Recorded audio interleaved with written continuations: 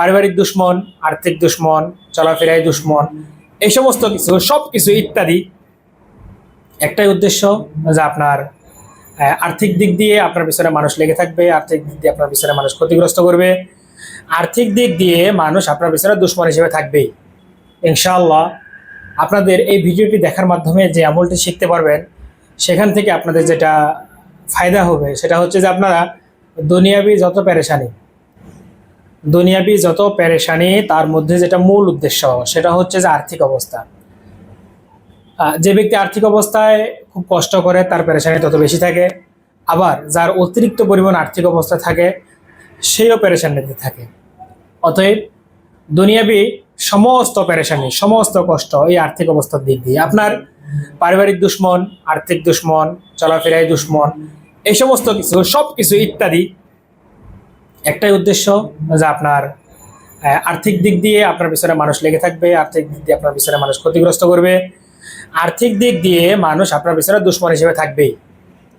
তো আসলে এখান থেকে বাঁচার উপায় কি? এখান থেকে বাঁচার জন্য আপনি আল্লাহ তাআলার কাছে এই একটি দোয়া সকাল এবং সন্ধ্যা, প্রতিদিন সকালে ফজর নামাজের পরবর্তীতে এবং প্রতিদিন মাগরিব নামাজের পরবর্তীতে আপনি এই দোয়াটি করবেন।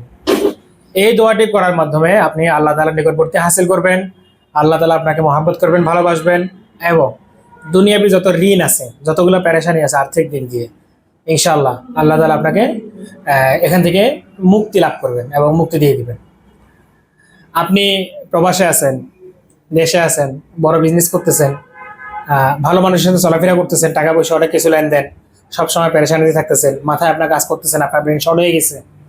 তো এই মুহূর্তে আপনি আসলে দুনিয়াবি এমন কোনো শক্তি নেই যে এখান থেকে আপনাকে টেনে তুলবে অথবা এখান থেকে আপনাকে বাঁচাই দিবে। অতএব আপনাকে বাঁচার জন্য, আপনাকে এগুলো থেকে বাঁচার জন্য, এখান থেকে টেনে ওঠার জন্য একমাত্র আল্লাহ তাআলাই যথেষ্ট। তো এটা সেই ক্ষেত্রে আপনি এই দোয়াটি আপনি আল্লাহর কাছে বারবার করবেন, নিয়ত রাখবেন। আমি বারবার বলে থাকি, আমাদের এই আমলগুলো, আমি যে আমলগুলো আলোচনা করে থাকি, এখানের মধ্যে মূল উদ্দেশ্য হচ্ছে যে আপনার নিয়ত, আপনাদের নিয়ত সহি বাকি সবগুলো ইনশাআল্লাহ পূরণ করে নেওয়ার মালিক আল্লাহ তাআলা। এবং যে আমলটা আমি আপনাদেরকে বলবো, এই আমলটা অবশ্যই আপনাদেরকে সহি এবং শুদ্ধভাবে করতে হবে। যদি আপনারা ভুল আমল করেন অথবা ভুলভাবে এই দোয়াটি পড়েন, তাহলে আপনাদের যে মূল উদ্দেশ্য ছিল বা মূল নিয়ত ছিল তার বিপরীতে এটা যাইতে পারে বা ঘটতে পারে।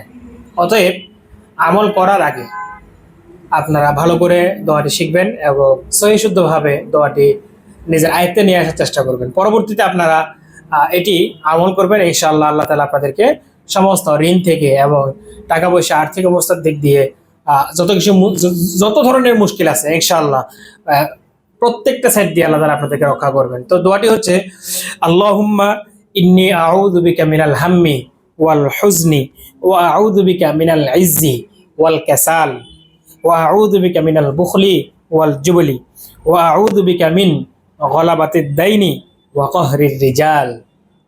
দোয়াটি আমি আরেকবার বলতেছি, আল্লাহুম্মা ইন্নী আউযু বিকা মিনাল হাম্মি ওয়াল হুজনি ওয়া আউযু বিকা মিনাল ইজ্জি ওয়াল কাসালি ওয়া আউযু বিকা মিনাল বুখলি ওয়াল জুবলি ওয়া আউযু বিকা মিন গলাবাতিদ দাইনি ওয়া কাহরির রিজাল।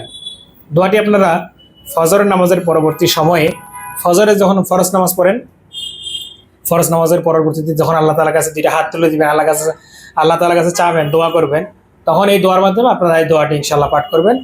আল্লাহ তাআলা আপনাদেরকে সমস্ত বিপদ আপদ থেকে, ঋণ থেকে, দুনিয়াবি মুশকিল থেকে ইনশাআল্লাহ আসান করে দিবেন। এবং ফজরের নামাজের পরে পাশাপাশি যখন আপনারা আবার মাগরিবের নামাজের ফরজ নামাজ আদায় করবেন, যখন মুনাজাত করবেন, তখন আবার এই দোয়াটি ইনশাআল্লাহ আল্লাহ তাআলার কাছে করবেন। আল্লাহ তাআলা আপনাদেরকে সমস্ত বিপদ আপদ থেকে ঋণ মুক্ত করবেন ইনশাআল্লাহ, এবং পেরেশানি থেকে হেফাজত করবেন অবশ্যই। ইনশাআল্লাহ দোয়াটি আমল করার চেষ্টা করবেন, আর অবশ্যই সহি শুদ্ধভাবে দোয়াটি শিখবেন এবং পড়বেন, তবেই ইনশাআল্লাহ আল্লাহ তাআলা এটা কবুল করবে। আসলে মূল শর্ত হচ্ছে যে সহি শুদ্ধ করবেন এবং নিয়ত ঠিক রাখবেন, ইনশাআল্লাহ সব ঠিক হয়ে যাবে।